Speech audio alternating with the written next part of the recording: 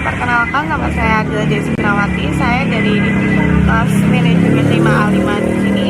Saya akan menjelaskan tentang kompensasi dalam perusahaan multinasional. Dan kompensasi ini sendiri jika diartikan dia adalah segala sesuatu yang diterima baik berupa fisik maupun non fisik. Kompensasi juga berarti seluruh imbalan yang diterima oleh seorang pekerja atau karyawan. Kompensasi perusahaan multinasional ini sendiri dia memiliki atas dasar atau hasil dari pekerjaan dalam sebuah perusahaan dalam bentuk uang dan juga barang. Istilah ini amat sangat berhubungan dengan imbalan finansial atau financial reward yang diberikan kepada seseorang atas dasar hubungan pekerjaan. Kompensasi internasional yaitu adalah kompensasi yang diterima oleh karyawan yang ditugaskan di posisi internasional termasuk gaji pokok, tunjangan, imbalan, dan juga insentif dengan jangka panjang ataupun jangka pendek yang dinilai oleh karyawan sesuai dengan kontribusi relatif terhadap kinerja untuk mencapai tujuan yang diinginkan dari suatu organisasi. Kompensasi internasional melibatkan para ekspatriat atau karyawan yang dikirim oleh perusahaan ke sebuah negara lain untuk mengelola operasi perusahaan di negara tersebut. Tujuan kompensasi ini sendiri dia dapat mempertahankan karyawan yang berprestasi dengan mempertahankan karyawan yang dianggap potensial dan juga berkualitas agar tetap bekerja. Selain itu sendiri, dia memiliki hal ini juga yang bertujuan untuk menjaga tingkat perputaran karyawan yang tinggi. Dengan keberadaannya ini bisa memberikan motivasi karyawan untuk tetap semangat bekerja. Yang kedua, mendapatkan karyawan yang berkualitas dengan salah satu cara agar sebuah perusahaan atau organisasi melibatkan karyawan atau calon pelamar yang berkualitas dengan kualitas adalah dengan memberikan tingkat kompensasi yang cukup kompetitif dibandingkan dengan perusahaan organisasi lain. Yang ketiga yaitu menjamin adanya keadilan dalam perusahaan, menjamin sepenuhnya keadilan dalam hubungan antara manajemen dan juga karyawan. Yang keempat yaitu menginvestasi biaya, yaitu bertujuan yang satu ini dimaksudkan jika sebuah perusahaan merencanakan atau mengadakan program kompensasi rasional, maka pada akhirnya membantu perusahaan memiliki dan mempertahankan sumber daya manusia pada tingkat biaya yang layak.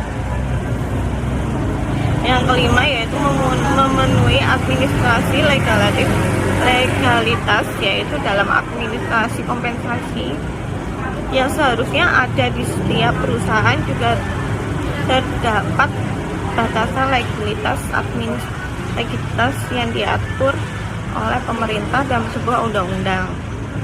Yang keenam yaitu memicu adanya perubahan perilaku dan sikap yang semakin baik, yaitu dengan tujuan yang layak dan adil kepada karyawan. Karyawan akan memiliki sikap dan perilaku yang baik dan dapat menguntungkan serta mempengaruhi produktivitas kerja. Komponen kompensasi yaitu yang pertama ada gaji pokok, yang kedua ada tunjangan. Di gaji pokok ini gaji merupakan imbalan dasar yang dibayarkan kepada karyawan sesuai dengan tingkat ataupun jenis pekerjaannya. Sedangkan tunjangan yaitu tunjangan merupakan pembayaran yang dilakukan secara tetap atau teratur yang akan diberikan kepada karyawan beserta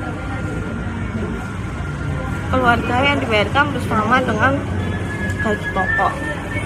Yang ketiga ini yaitu insentif. Insentif merupakan tambahan gaji di luar gaji pokok yang telah diberikan oleh perusahaan. Program insentif ini disesuaikan dengan pemberian pembayaran tambahan berdasarkan produktivitas, peningkatan penjualan atau omset, atau profit keuntungan. Yang keempat ada lembur, yaitu lembur diberikan kepada karyawan yang melebihi jam kerja yang sudah ditentukan sehingga perusahaan wajib membayarkan upah lembur. Biasanya lembur dihitung apabila sudah melebihi 7 jam kerja dalam satu hari. Apabila perusahaan tidak dapat memberikan upah lembur, maka karyawan dapat menuntut perusahaan sehingga perusahaan dapat terkena sanksi pidana atau administratif. Yang kelima yaitu ada fasilitas. Fasilitas ini sendiri yaitu diberikan karyawan untuk menunjang untuk memperlancar pekerjaannya. Fasilitas ini diberikan meliputi mobil, perusahaan keanggotaan klub, pengganti biaya parkir dan sebagainya. Fasilitas ini diberikan tergantung pada kesanggupan perusahaan dalam memberikan fasilitas karyawan.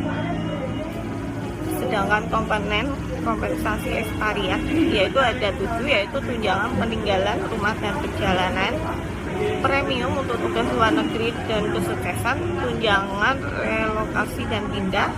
Yang keempat yaitu ada tunjangan rumah dan utilitas. Dan yang kelima yaitu ada penyesuaian untuk biaya hidup. Yang keenam ada pembayaran perbedaan atas pajak. Yang ketujuh yaitu ada tunjangan pendidikan untuk anak-anak. Dan kesimpulan dari kompensasi adalah imbalan yang diberikan perusahaan kepada tenaga kerja karena telah menyumbangkan atau mengorbankan tenaga dan pikirannya kepada perusahaan. Imbalan yang diberikan dapat berupa uang atau harta. Terima kasih. Penjelasan dari saya adalah Desi Kurniawati, kelas manajemen 5A5.